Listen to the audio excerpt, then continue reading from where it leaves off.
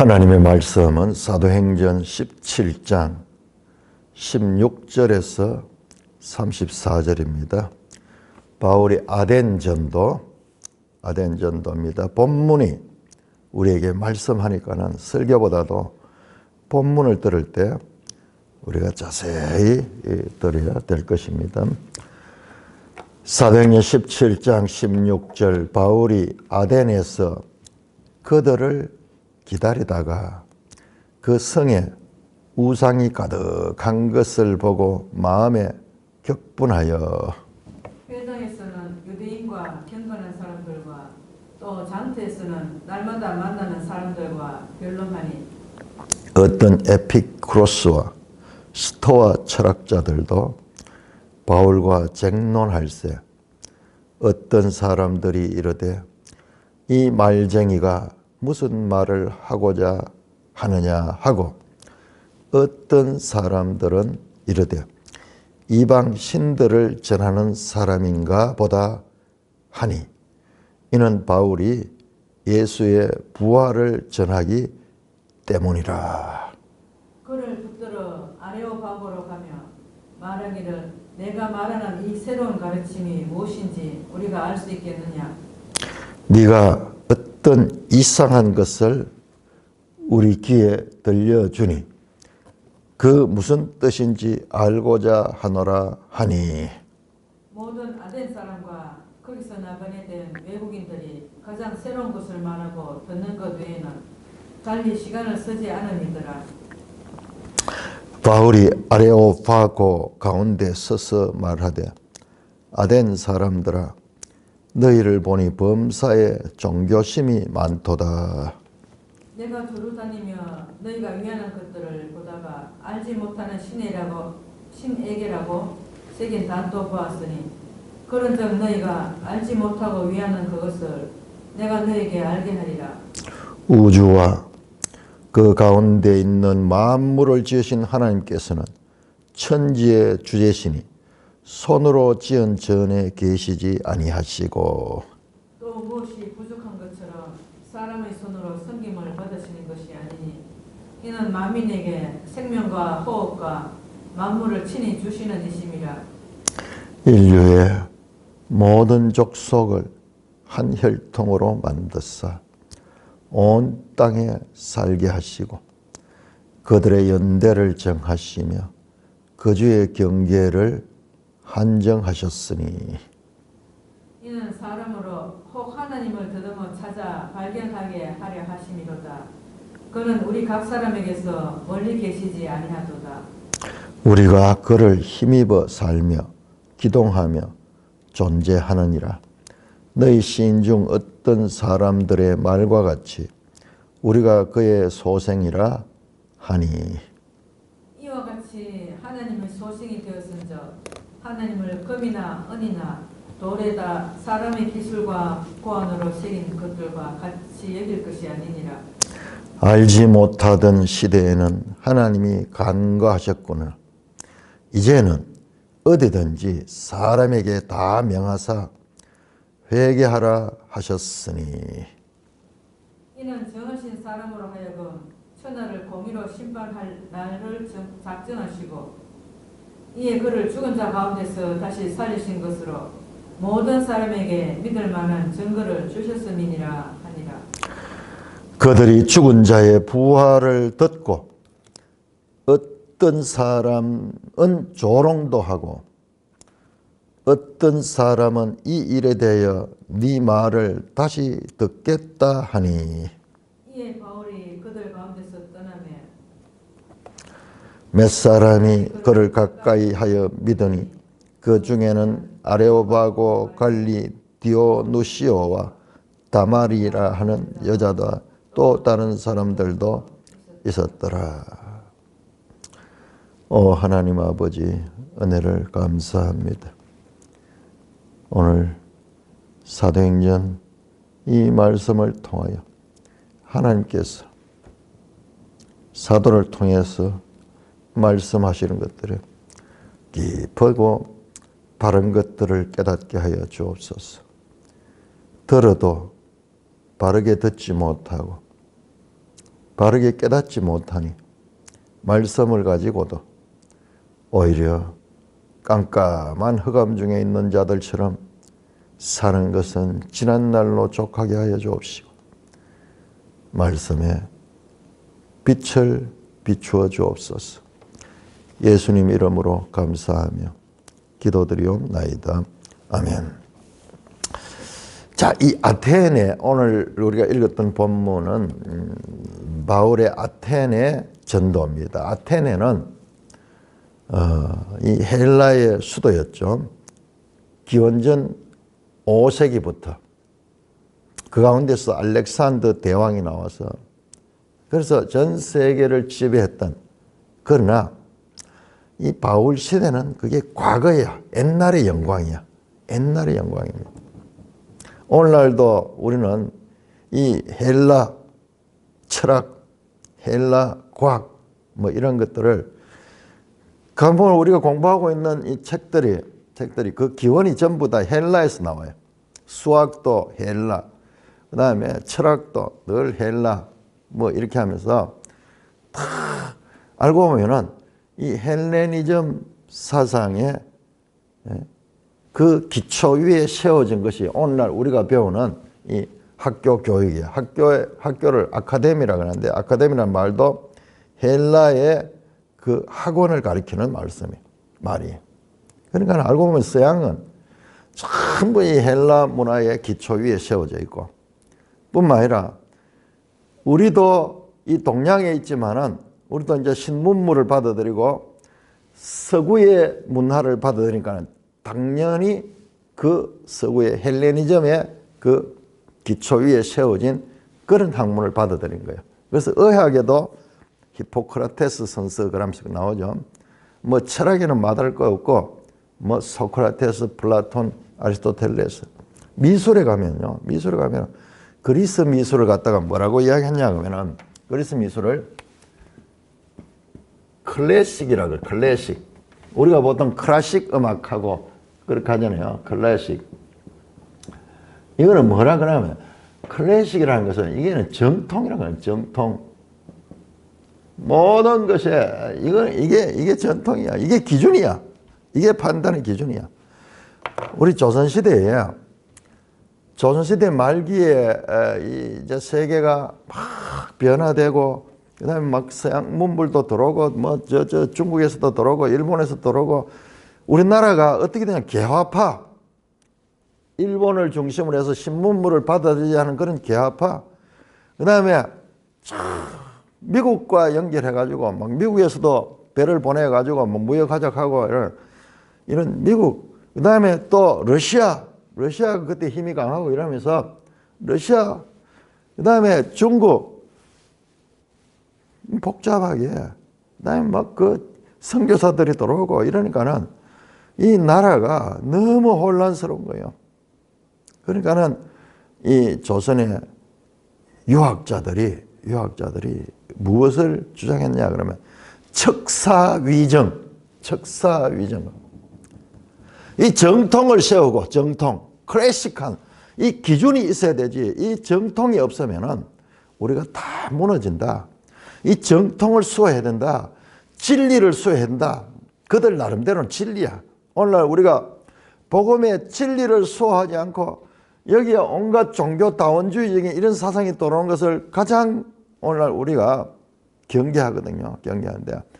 그런데 이 유교 나름대로도 그런 사상을 가지고, 그게 보수적인 그런 사상이죠. 그게 뭐냐 하면 성리학을, 이게 성리학이 이게 중국에서 옛날부터 온 거예요. 중국의 주자학 뭐 이런 것들하고 연결되어 있는 거예요. 그러니까 이게 정통이다. 이게 클래식하다. 우리한테는 그 당시로. 이게 서양의 이제 그리스를 가리키는 게 아니고 이게 우리 정통이다. 그래서 이게 위정척사 그런 거예요. 위정척사. 바른 것, 이 클래식한 것은 보호하고 그 다음에 나머지들 뭐 곳곳에 나오죠. 미국, 일본, 소련, 그 당시에 러시아죠. 러시아, 문물들, 이런 것들, 그 다음에 뭐 세계가 막 무역이 발달되고 세계가 이 항해가 열리니까는 막 외국에서 계속 들어오는 거야. 그래서 야, 이렇게 해서 나라의 근본을 흔들겠다. 이런 걸 전부 다 뭐냐? 척사. 사악한 것들이니까 이건 물리쳐야 된다. 이거는 물리치고 이것을 고수해야 된다. 그렇지 않으면 나라가 망하게 된다. 그러면서 그들이 주장했던 것이 저 성리학을 중심으로 나머지는 전부 악한 것으로 그렇게 해서 막 목숨을 걸고 순교까지 하면서 저걸 지키려고 했습니다. 지키려 했는데 그러나 우리가 볼 때 저것은 참 중국을 하나의 이 기준으로 생각하는 저것도 하나의 편견된 사상이에요. 편견된 사상이에요. 불교는 완전히 짓밟아 버리고 유교가 돌아가 불교는 완전히 짓밟았어요. 불교는 없어져 버려요. 고려시대하고 조선시대하고는요 거의 다른 나라라고 할 정도로 달라졌어요. 옛날에 고려시대는 남자가 결혼하면요 남자가 여자 집에 들어가 살아요. 그래서 우리가 장가 간다 하는 말이 그것은 장가, 장인 장목을 하죠. 처가의 장인 장목. 그 장가가 집가자예요. 그러니까는 장인 집에 가서 사는 거예요. 그런데 지금 안 그러죠. 시집이라고 하죠. 시집. 여자가 남자의 집에 가서 사게 되는 거죠. 이게 조선시대 나온 거예요. 고려시대는 장가 갔어요. 그럼 우리는 지금 막 혼용해서 사고 하는데 그만큼 고려시대는 불교 중심의 그런 시대였고 그 다음에 이 조선시대는 완전히 개혁했어요. 이게 이제 유교식인 그런 건데 자 이런 식으로 성리학을 하나의 이 서구식으로 이 클래식으로 생각하는 클래식 그래서 나머지를 좀 배척해야 돼요. 이 서양의 클래식이라는 게 바로 이 헬레니즘이야. 이 헬라에서 나온 거예요. 그래서 모든 사상의 기초가 되어 있고 특별히 이 사상은 그냥 한 나라에 머물지 않고 알렉산더 자신이 이거를 온 세상에 다 퍼뜨려 가지고 세상을 통일하려고 했어요. 그걸 갖다가 코스모폴리탄이라고 그래요.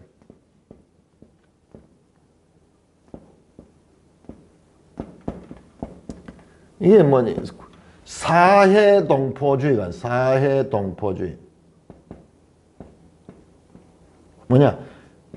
아주 개방적이죠. 모든 세상, 모든 사람들이 하나다. 한 민족이다. 그러므로 이 헬레니즘을 가지고 이 헬레니즘 사상을 온 세상을 하나로 통일해야겠다. 오늘날 우리가 복음을 가지고 온 세상에 전해서 이 복음으로 통일해야 하는 사상과 똑같아요. 똑같아요. 이게 먼저 나왔어요. 한 300년. 그래서 지금 우리가 지금 사도행전을 보듯이 이게 이 외국이지만은 전도를 할 수 있고 선교를 다릴 수 있는 게 사실상 이런 것들이 바탕이 되어 있어요. 바탕이 되어 있어요. 이게 정통이에요. 그 정통 중에 정통이 바로 이 헬라입니다. 그 가운데서도 헬라의 수도인 아테네.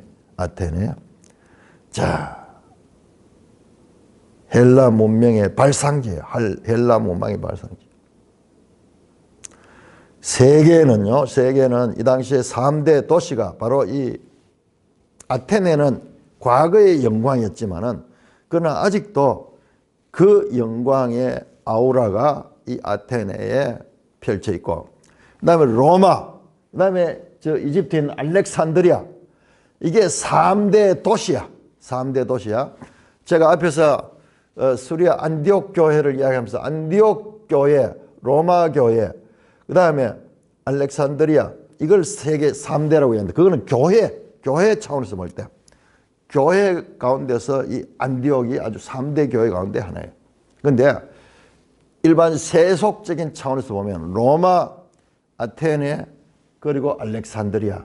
알고 보면 전부 다 이게 이 사상이 헬레니즘 사상이에요. 알렉산드리아는 완전히 아테네를 확장해가지고 옮겨놓은 거예요. 아테네를 확장시켜서 옮겨놓은 것이 이 알렉산드리아. 전 세계로 이 바닷가에 있잖아요. 이집트에. 자, 우리 지도 한번 볼까요? 지도. 자, 이거를 지금 사도행전은 그냥 이야기하는 게 아니에요. 이 지도를 모르면은 안 됩니다. 이 엄청난 내용들이 깔려 있습니다. 자, 361쪽 지도를 보시면 알렉산드리아 보이죠? 알렉산드리아 저 밑에 애굽의 그 해안가에 알렉산드리아 있죠. 이야, 그런데 헬라하고는 너무나 멀리 떨어져 있잖아요. 바다로 탁 가려져 있잖아요. 근데 이게 어떤 면에서는 먼 길이 아니고 이게 되게 가까운 길이야. 왜냐 그러면 이게 배를 타고 다니면은 걸림돌이 없는 거예요. 그러나 육상으로 다니려고 하면 이건 너무나 먼 길이에요. 너무나 먼 길인데, 그러나 여기에 그 당시에 이 배를 통해 가지고 이 알렉산드리아에서 헬라로 저 로마로까지 계속 이 교통이 이 발달되어 있습니다. 그래서 사도 바울이, 자 보세요. 365쪽에 보시면은 사도 바울이 이건 3차 전쟁이고 368쪽 바울이 로마로 잡혀갈 때, 로마로 갈 때요. 그 배가 어디서 왔느냐 하면요. 여기는 안 나오는데 알렉산드리아 배예요. 알렉산드리아에서 출발한 배가 그 다음에 이 가이사라를 거쳐가지고 시돈을 거쳐가지고 구로를 돌아가지고 저렇게 해서 로마로 들어가는 배야. 이게 정기적으로 이게 다니는 그런 배였어요. 배였습니다. 그러니까는 이 알렉산드리아는 신도시로서 이게 교통적으로 보면은 전 유럽을 아우를 수 있는 그런 지역이야. 그래서 알렉산더가 여기에다가 대대적으로 이 도시를 개발하고 이걸 통해서 바로 이 헬레니즘 사상을 온 세상에 퍼뜨리겠다고 생각했던 그와 같은 것이에요. 자, 그래서 이와 같이 헬라 문명의 발상지로 철학과 문학, 예술, 과학, 모든 헬라, 특별히 이 알렉산드리아에서 과학도 많이 발전하죠. 과학적도. 그러니까 여기가 세계의 소위 오늘날로는 실리콘밸리 같은 곳이야. 실리콘밸리 같이 그런 이 곳입니다. 자, 그런데 이 아덴에서 바울이 이제 전도를 합니다. 그러니까 세상적으로는 큰 도시인데 우리 성경에서는 이 아덴이 별로 중요하게 안 다뤄지죠. 그것은 여기 아덴에 대해 교회에 쓰는 편지도 없고 뭐 그러다 보니까 더 그렇죠. 더 그런데 저는 이 아덴을 가게 됩니다. 자, 이 아덴은 어디서 왔습니까? 앞에서 빌립보, 데살로니가, 자, 빌립보에서 그 말씀을 전하고 빌립보에 교회를 세웠죠. 교회를 세우고 그 다음에 거기서 박해가 있어가지고 유대인들이 방해하고 이래서 데살로니가 갔죠. 데살로니가는 더 유대인들이 더 강력하게 저지해서 피신해가지고 간 곳이 베레아예요. 베레아. 그래서 베레아에서 말씀을 전하는데 많은 사람이 따랐는데 아니 여기 베레아까지 데살로니가에 그 유대인들이 찾아와서 바울 일행을 괴롭히고 그 위협하고 합니다. 그래서 밤에 그 베레아 형제들 아마 이 베레아 형제들일 수도 있고요. 그렇지 않으면 데살로니가의 형제들일 수 있어요. 데살로니가에서 온 형제들. 그들이 밤에 바울을 배를 태워가지고 이 섬을 거쳐가지고 쭉 해서 어디로 가느냐? 아가야로 가는 거야.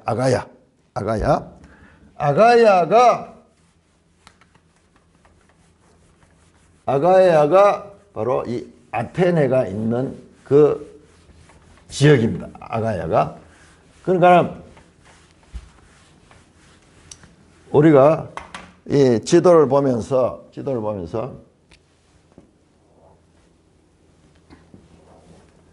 자, 이게 이 아시아, 정확하게 소아시아죠. 소아시아, 터키는 쪽이고, 여기에 뭐가 있느냐? 여기에 더베, 그 다음에 루스드라, 이고니온, 그 다음에 안디옥, 여기 비시디아, 안디옥, 비시디아. 자, 여기에 안디옥 있습니다. 안디옥. 요거는 수리아. 안디옥 교회죠. 선교 본부죠. 자, 여기서 출발해가지고, 그런데 이쪽, 여기에 이 소아시아 지역에, 이 걸음은 너무 단순하게 그렇습니다만은, 자, 여기에 보면은 이 소아시아 7교회도 있습니다. 에베소 같은 거는 이제 여기 위치하고 있습니다. 자, 요 지역들이 뭐냐? 그럼 이 지역들이 합쳐서 이게 갈라디아예요. 갈라디아. 자, 우리가 성경에서 갈라디아서 할 때는 이 교회들이 이게 1차 선교 여행. 그러니까는 13장에서 14장까지 요때 나오는 내용이 이거예요. 이게 바로 갈라디아 지역의 전도예요. 갈라디아 전도. 여기 이제 구브로가 있죠. 구브로. 자, 이렇게 해서 바울이 아시아에서 복음을 전하려고 하는데 성령이 말렸죠. 예수의 영이 나타나가지고 말리며, 그리고 환상 가운데 이 마게도냐 사람이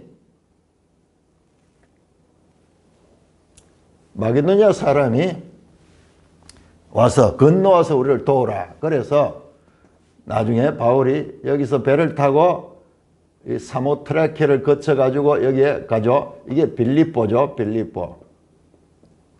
빌립보고 빌립보에서 루디아를 만나고 여기서 복음을 전하다가 여기에서 데살로니가, 이쪽에 데살로니가로 갑니다. 데살로니가.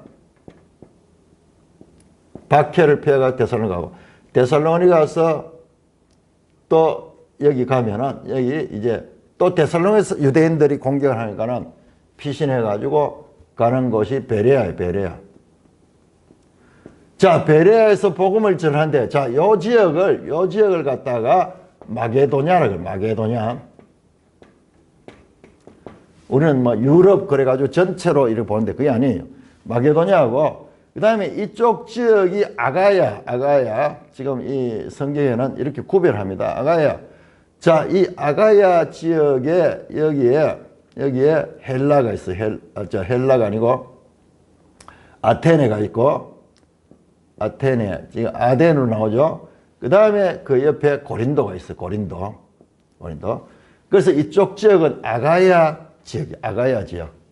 자, 그래서 갈라디아 지역에서 그 다음에 건너가서 마게도냐로 갔고, 마게도냐 대표적으로 이 빌립보, 데살로니가, 베레아입니다. 그럼 베레아서 가는 건 없기 때문에 우리 잘 모르지만은 이 베레아에서 여기에서 위협을 받아가지고 배를 타고 그렇게 이 아랫동네로, 이게 좀 그림이 좀 그렇네요. 아랫동네로 내려갔습니다. 내려가서 그래서 이 아가야 지역의 첫 성으로 지금 간 게 이게 바로 아데네예요. 오늘 바울이 아데네 왔다.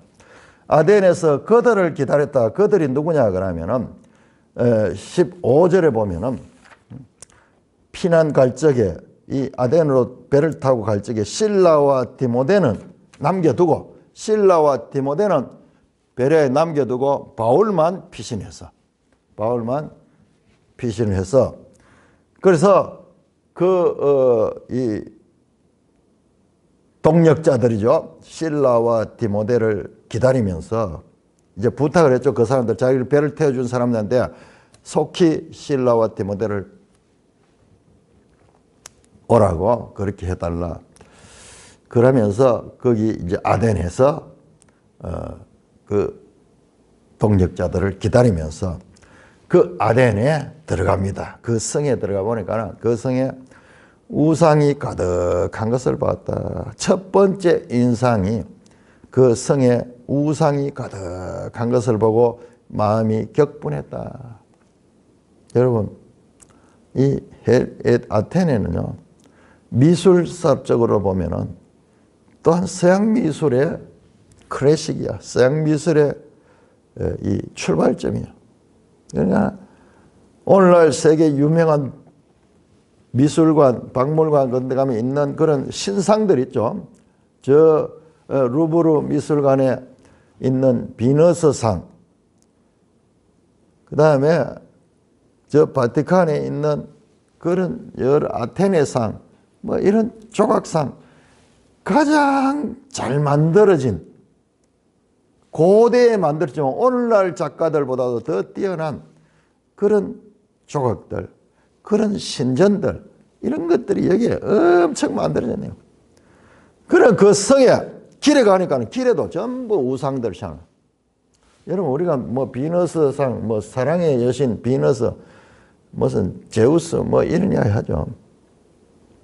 이런 비너스가 아프로디테라고 이제 로마에서는 바뀌는데 아주 엄난한 그런 여신성이에요. 그리고 전부 나체로 막 있잖아요, 나체로. 이런 이 우상들이 길거리에도 쫙 있고, 그러니까 우리가 보통 눈으로 보면, 이야, 이 거리는 정말 장식이 잘 되어 있는 아름다운 거리거든요. 하나님의 영이 살아있는 성령이 충만한 바울이 봤을 때는 이것은 완전 우상이 가득 차 있는 게 우상이. 그러니까 같은 것을 보더라도 하나님의 성령이 충만한 사람이 보는 거하고 그냥 육적으로 보는 거하고 그렇게 돼요. 육적으로 보면 이야, 저거 하나 가지면은 어마어마한 돈이 되겠구나. 그래서 우리가 책에서 배우던 그런 미술품들. 근데 바울은 정반대예요. 우상이다. 인간이 모든 노력을 동원해 우상을 만들어가지고 그 우상을 섬기는 거야. 그래서 마음에 격분했다. 하나님을, 보이지 않는 하나님을 보이는 것처럼 저렇게 만들어가지고 인간의 손으로 만들어가지고 숭배하고 있으니까 마음이 격분했습니다. 뿐만 아니라 회당에서는 유대인과 경건한 사람들과, 여기에도 회당이 있었네요. 아테네에도 유대인의 회당이 있습니다. 이 회당은 유대인 회당입니다. 거기 이방인들도 참여할 수도 있는 그런 회당이에요. 그래서 회당에서는 유대인과 경건한 사람들과, 경건한 사람들은 이 이방인들이요. 이방인들 가운데 하나님을 믿는 사람들. 여기 계속 나오죠. 앞에서. 예를 들어 루디아 같은 사람도 하나님을 섬기는 사람들. 이방인이에요. 계속 나옵니다. 그래서 또 장터에서는 날마다 만나는 사람들과 변론이, 이 장터하는 것은 아고라 하는 것인데, 여기에 이 사람들은 헬라에는 이런 토론 문화가 발달되어 있고 서로 논쟁하고 이런 걸 즐기면서, 그래 논리학 같은 거, 수사학 같은 거 이런 게 많이 발달한 것입니다. 그러니까 사람들이 대화하는 걸 좋아하고 그 다음에 서로 토론하고 이런 걸 좋아하는 거예요. 그래서 그 장터에서 날마다 만나는 사람과 변론하니 그 사람들이 얼마나 대단한 사람이냐 그러면, 어떤 에피쿠로스와 스토아 철학자들도 바울과 논쟁을 했다. 에피큐로스는 오늘날 우리말로는 쾌락주의라고 번역이 되고, 반대로 스토아 철학자는 금욕주의라고 번역이 되는 그런 철학자들. 하나는 완전히 자기 마음대로 방종하게 사는 거, 하나는 철저하게 자기를 절제하고 금욕하면서 사는데, 이 두 개가 완전히 끝과 끝 같죠. 극과 극 같잖아요. 그런데 이 두 개가 등을 떼고 있어. 철저하게 인본주의적인 그런 사상입니다.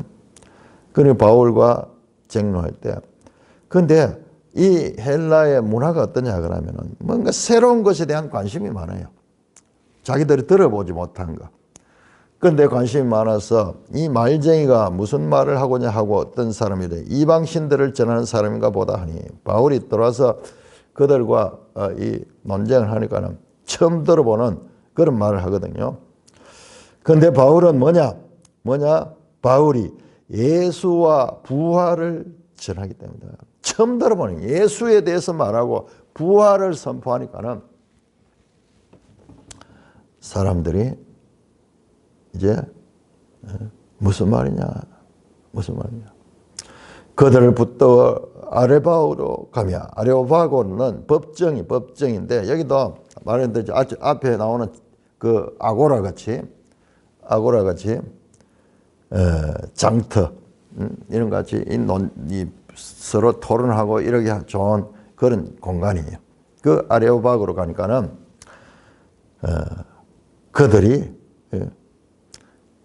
바울에게 묻습니다. 네가 말한 이 새로운 가르침이 무엇인지 우리가 알 수 있겠냐. 이 사람들 지식에 대한 관심이 되게 많아요. 지적 탐구심이 많습니다. 네가 무슨 이상한 것을 우리에게 들으니 그 뜻을 알고자 하는 적극적으로 그 말을 듣고자 하는 거예요. 듣고 새로운 뭔가 있을 것 같다. 그래서 이때까지 들어보지 못한 거 한번 들어보고 싶다. 그러면 21절 얼마나 적극적이고 좋습니까? 복음을 전하기에. 모든 아덴 사람과 거기서 나그네된 외국인들이 그러니까 아덴 사람들뿐만 아니라 이방인들도 많이 살고 있는데 그들이 바울이 말씀을 전해도 관심이 어디냐고 가장 새로운 것 최첨단의 사상 이때까지 들어보지 못한 그런 것이 있을까 거기에 관심을 가지고 있고 그 이외에는 달리 시간을 쓰지 않다.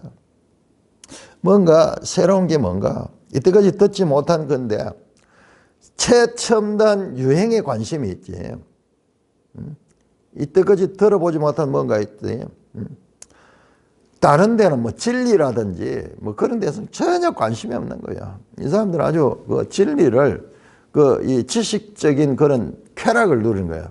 토론하고 뭐 이렇게 하면서 논리적인 자기의 지식적인 그런 것들을 자랑하고 논쟁을 하면서 서로 사람을 그렇게 하면서 누가 더 높다. 누가 더 수준이 낮다. 뭐 학문적인 그런 관심을 가지지. 바울이 전하고자 하는 예수의 부활, 영원한 생명에 대해서는 알지도 못한 거예요. 22절입니다. 그래서 바울이 아레오바고 가운데 서서 쭉 사람들이 따라오면서 그러니까 그 아레오바고 사람들에게 말 전할 수 있는 그런 좋은 장소에서 거기서 말씀하는 내용이 지금부터 22절에서 31절까지는 이게 바울의 아덴 설교입니다. 아덴 설교. 사도행전에 바울의 설교가 9편이 나오는데요. 유일하게 이 아덴 설교는 이 회당이 아닌 곳, 오히려 헬라 철학자들이 논쟁하는 그 장소에서 설교한 것입니다. 그 대상도 유대인들보다는 이방인들을 대상으로 설교한 거죠. 그래서 이 아덴 설교를 보면은 다른 설교하고 다른 것이 다른 설교는 늘 할 때 구약 성경을 인용해요. 그런데 이 아덴 설교는 구약 성경을 인용하죠. 왜냐하면 이들은 전혀 모르니까 성경에 대해서 모르요. 유대인들한테 같으면은 성경을 이야기를 하면 아는데 성경을 전혀 모르니까는 성경 인용을 하지 않고 아주 수사적으로 또한 일반 은총이 이 세상의 역사와 이 세상에 이 창조된 것들을 이용하면서 하나님을 증거하려고 그렇게 하며 인용을 하는 내용인데 그 인용은 헬라의 철학자들 또는 헬라의 시인들의 사상을 인용해서 전합니다. 그러니까 이 다른 설교하고 완전히 달라요. 대상이 다르고 장소가 달라요. 공간도 회당이 아니고 일반 이 열린 광장에서 설교를 하는 거고 그 내용도 보면은 이 인본주의 이 헬레니즘 사상에 물들어 있는 이 사람들에게 접근하기 위한 그런 방식으로 설교합니다. 내용을 보겠습니다. 아덴 사람들아, 너희가 보니 범사에 종교성이 많도다. 온 길거리에다 신상을 만들어 놓고 신전이 막 거기에 막 높은 곳에 좀 신전을 만들어 놓고 그 유명한 이 바울이요 이 말씀을 할 적에 이 배경을 상상을 해봐요. 배경이 뭐가 있냐면 저 산 위에 올림푸스 산 위에 신전들이 여러 개가 있고요. 그 다음에 그 대표적으로 파르테논 신전을 하고 파르테논 관계에 처녀라는 뜻이요. 그 아테나 여신 신전도 있고 곳곳에 이 주위에 보면은 신상도 있고 신전도 있는 그런 배경 가운데서 지금 말씀을 전한 거예요. 내가 두루 다니면 너희가 위한 것을 보다가 알지 못하는 신의 그 색인다 누웠다. 온통 신들이야. 전쟁의 신, 사랑의 신, 무슨 그 술의 신 디오니소스, 그 다음에 이성의 신 아폴로, 그 다음에 최고 신 중의 신 제우스, 그 다음에 사랑의 신 비너스, 뭐 질투의 신, 온 신들이 전부 신이야. 전부 신들이. 불의 신 프로메테우스, 죽음의 신 하데스, 뭐 이런 식으로 온갖 다신교의 그것을 보고 참 종교심이 많다. 그러니까 내가 보다 하니까는 알지 못하는 신에게도 성있네. 그 신들을 숭배하는 그 재단이 있는데 그 가운데 어떤 재단이냐? 알지 못한 신. 지금까지 알려지지 아니하는 신이라는 그 존재를 해놓고 할. 그러니까 그야말로 이게 다신교죠. 다신교야. 그들이 알지 못하는 신들까지 그렇게 새긴 단도하죠. 그정 너희가 알지 못하고 위하는 그것을 내가 너희에게 알게 하리라. 그들의 이 말을 인용하면서 너희들은 알지 못하면 내가 너희에게 알게 하겠다. 그러면서 이제 설교합니다. 24절 우주와 그 가운데 있는 만물을 지으신 하나님께서는 천지의 주제시니 손으로 지은 전에 계시한다. 하나님이 누구냐? 내가 전하는 이 하나님이 누구냐? 우주와 그 가운데 있는 만물을 지으신 창조주 하나님이다. 창조주 하나님이다. 천지의 주제시고 그 하나님은 사람의 손으로 지은 전에 계시는 너희들은 전부 신상을 만들고 신전을 만들어가지고 그런데 하나님은 거기에 계시는 분이 아니야. 여러분 여기에서 이 말씀을 한번 생각해 보세요. 이 말씀을 누가 사도행전에서 말했습니까? 천지의 주이신 만물 지으신 하나님께서는 천지의 손으로 지은 전에 계시지 않는다. 여러분 이게 누구예요? 누가 이런 설교를 했어요?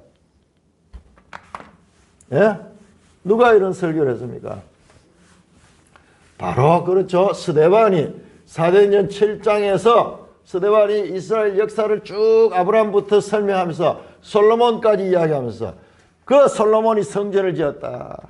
그러나 하나님은 사람의 손으로 지은 전에 있지 아니하다. 그러면서 그때는 열왕기 8장을 인용했습니다. 열왕기 8장 우리 한번 볼까요? 열왕기상 8장. 열왕기상 8장. 열왕기상이 뭡니까? 1장에 나온 게 솔로몬 이야기부터 나오잖아요. 열왕기는. 그 다음에 솔로몬이 성전을 짓고 성전을 다 완공하고 난 다음에 하나님께 제사 드리고 기도하면서 하는 말씀이 열왕기상 8장 27절입니다. 27절. 솔로몬이 짓고도 하나님이 참으로 땅에 거하시리까 하늘과 하늘들의 하늘이라도 주를 용납하지 못하시거나 하물며 내가 건축한 이 성전이 오리까. 이 성전을 오랫동안 만들어 놓고는 하나님이 여기에 거하지 않는다는 거예요. 스데반도 이 부분에 와가지고 이분에 와서 사람의 손으로 지은 전에 계시지 않는다. 우리 7장 한번 볼까요? 7장 48절 솔로몬의 스데반의 설교 가운데 7장 47절에서 사도행전 7장 47절 솔로몬이 그를 위하여 집을 지었느라 그러나 지극히 높으신 이는 손으로 지은 것에 계시지 않으시니 주께서 이르시되 하늘은 나의 보좌요 땅은 나의 발등상이니 너희가 나를 위해 무슨 집을 짓겠냐. 그러면서 이 성전, 하나님은 우주 만물에 충만한 분인데 어떻게 사람이 손을 쥔 것에 계시겠느냐. 너희들 온통 신전을 만드는데 하나님은 그런 분이 아니야. 또 무엇이 부족한 저는 사람의 손으로 섬김을 하냐.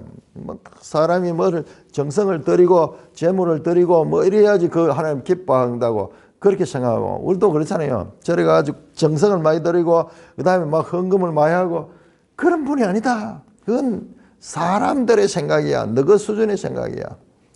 그분은 그런 것이 아니라 오히려 만민에게 생명과 호흡과 만물을 친히 주시는 하나님이다. 창조자입니다. 뿐만 아니라 그분은 생명의 주인이시며 역사의 주인이다. 인류의 모든 족속을 한 혈통으로 만드사 온 땅에 살게 하시고 그들의 연대를 정하시며 거주의 경계를 하셨다. 이 모든 걸 창조하시고, 창세기 이 10장에 보면은 이 땅의 모든 민족들이 시작되는 게 나오잖아요. 그리고 그들이 온 땅에 지금 흩어져 나라를 이루고 살고 있는 이게 창세기 11장 8절에 온 땅에 흩어졌어요. 그래서 또한 그들의 삶은 제한되어 있다. 강건하면 70, 80 산다. 거주의 경계를 한정했다. 누구는 저 대한민국에 있고 누구는 일본에 있고 누구는 중국에 있고, 오늘날 참 이게 하나님의 섭리 가운데서 된 것이다. 27절 이는 사람으로 혹 더듬어 찾아 발견하게 하려 하심이로되 그는 우리 각 사람에게 멀리 떨어지지 않다. 일반 은총적으로도 우리가 그 하나님을 알 수가 있다. 알 수가 있다. 이 모든 것을 만드시고 이 세상을 다 다스리는 그 하나님이 계신다. 28절 우리가 그를 힘입어 살며 기동하며 존재한다. 그 하나님이 우리에게 생명을 주셔서 우리가 존재하고 있는 거야. 너희 시인 중 어떤 사람들의 말같이, 그러면서 헬라의 고대 유명한 시인의 에피메니스라는 시, 우리가 그의 소상, 신의 소상이라 그렇게 말했는데 맞다. 그 말이 맞다. 이와 같이 하나님의 소생이 되어선저 하나님을, 그렇다면 하나님의 소생이라 그러면은 너 시인 에피메네스가 말했듯이 하나님의 소생이 맞아. 그렇다면은 그 하나님을 사람의 손으로 금이나 은이나 돌이나 사람의 기술로 고안하여 새긴 것들 같이 얘기하는, 이 우상을 만들어 놓고 그걸 신이라고 그렇게 하는 거, 그거는 넌센스야. 넌센스. 알지 못하는 시대에는 하나님이 간과하셨거니와 지금까지는 그냥 내버려 뒀어 하나님께서. 그러나 이제는 어디든지 사람에게 다 명하여 회개하라 하셨다. 어떻게 이는 정하신 사람으로 하여금 천하를 공의로 심판한 날을 작정하여 그를 죽은 자 가운데 다시 살린 것으로 모든 사람에게 믿을 만한 증거를 줬다. 이 정하신 사람이 누구예요? 바로 이게 하나님이 뜻하신 그 예수 그리스도. 예수 그리스도가 부활하시고 모든 사람에게 증거했다. 이제는 지금까지는 이것을 알지 못하는 시대에서 전부 우상을 숭배하고 이렇게 되면, 이제는 온 세상이 이제 하나님께 돌아올 수 있도록 예수 그리스도를 믿고 돌아올 수 있도록 예수님을 부활시켰다. 그렇게 말씀을 합니다. 초대교회의 핵심 메시지는 우리 계속 반복되죠. 베드로와 사도들 그리고 바울 전부 예수 부활이에요. 예수 부활. 그래서 자 이렇게 말씀을 하니까는요, 그들이 죽은 자의 부활을 듣고 어떤 사람을 조롱하고 부활 이야기를 강하게 하니까는 그 부활이 귀에 꽂혀요. 죽었다가 어떻게 살아난단 말이야. 조롱하고 어떤 사람들은 이 일에 대하여 네 말을 다시 듣겠다. 늘 말씀이 전하고 나면 두 가지 상반된 기사가 나오죠. 적극적으로 호응하는 자들이 있고 오히려 대적하고 분노하고 조롱하는 거 비난하고 심지어는 폭행하는 그런 자들도 있었죠. 바울이 그들 가운데 떠나 몇 사람이 그를 가까이하여 믿으니. 그러니까 지금까지 1차, 2차 전도여행 때 갈 때면 이 바울이 설교하고 이런 많은 반응이 좋았는데 많은 사람이 왔는데 여기서는 많이 오진 않았어. 아주 소극적입니다. 그런데 이 사람들이 누구예요? 헬라의 이 인본주의 문화에 찌들어져 있고 자기들 나름대로 아주 막 지적인 교만이 가득 찬 사람이야. 그러니까 바울의 말을 뭔가 새로운 게 있는가 싶어 듣는 거지. 그들은 전부 인간적인 그 지적 탐구심 이런 거지. 진리에 대해서는 들어본 적이 없거든요. 들어본 적이 없으니까는 이 마음이 오히려 더 교만하기도 하고, 그래서 소수가 바울을 인정하고 그 말씀에 관심을 가집니다. 바울이 그들 가운데 떠나 몇 사람이 그를 가까이 믿으니 그 중에는 아레오바고 관리 디오누시오와 다말이라는 여자와 또 다른 사람들, 아주 소수죠. 이름을 거명할 수 있을 정도로 작은 사람들이 여기에서 아덴 설교를 듣고 반응이 옵니다. 아레오바고 관리 디오누시오는 이 관리가 이 원어를 보니까는 판사예요. 법원 판사. 아레오파고에서 말씀을 전했잖아요. 아레오파고 이게 법정이거든요. 이 공개된 그런 장소에 법정 같은 것인데 여기서 선포했는데 그 관리가 그 예수를 믿었다는 거예요. 믿었다는 거예요. 놀랍죠? 그 다음에 다마리아는 여자 이름 한 사람이 나오고 또 다른 사람. 그러니까 그렇게 수가 많지는. 바울의 아던 설교는 다른 설교에 비해 차분하고 신중하며 논리적이에요. 상당히 논리적으로 그렇게 접근합니다. 자, 고린도전서에서 이제 아덴에서 고린도로 가거든요. 고린도로 이제 이동하게 되는데 18장이죠. 그 후에 바울이 아덴을 떠나 고린도로 가잖아요. 이때 바울이 설교한 이 내용을 고린도전서에서 다루는 부분 나옵니다. 그걸 한번 보겠습니다. 고린도전서 2장. 고린도전서 2장 1절에서 5절. 이거 보세요. 이렇게 연결해 보면은 보여요. 자, 우리 아덴과 고린도는 아주 인접해 있습니다. 이게 아가야 지방이라고 해요. 아가야 지방. 그래서 아덴에서 그 다음에 18장 1절 보면 고린도로 갑니다. 고린도 아가야 지방에서. 자, 그때 바울이 이 고린도에 가서 말씀을 전하면서 하는 말씀 1절에서 5절까지. 형제들아, 내가 너에게 나아가 하나님의 정글을 전할 때 말과 지혜의 아름다운 것으로 아니했다. 이게 말과 지혜의 아름다운 이 철학적이고 논리적으로 그렇게 안 했다는 거예요. 내가 너희 중에서 예수 그리스도와 그의 십자가에 못 박힌 것 외에는 아무것도 알지 아니하기로 작정하지마. 내가 너희 가운데 거할 때 약하고 두려워하고 심히 떨었노라.